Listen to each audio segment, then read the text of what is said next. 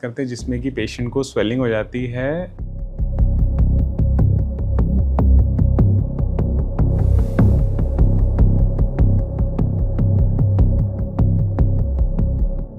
अगर बार-बार रिकरेंस हो रही है then the only way to move forward is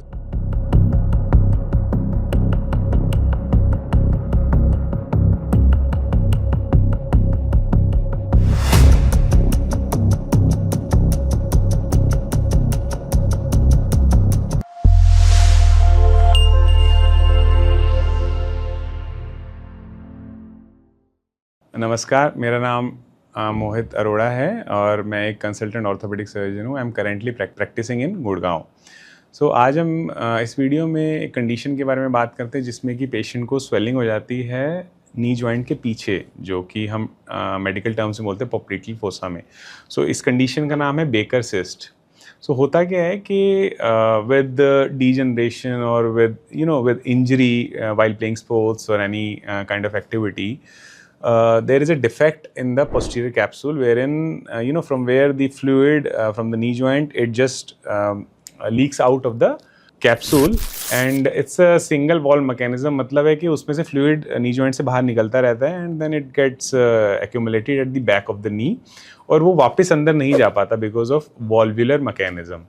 तो धीरे धीरे करके ये बढ़ता जाता है and then it causes fullness of the popliteal fossa which can be very much easily palpated by clinical examination. It is fluctuant and there is definitely on examination it is it shows fluidic nature, the consistency. So basically the way to move forward is get an MRI just to see if there are another findings also like degeneration of the knee joint, meniscus tears. So we have to simultaneously rule them out.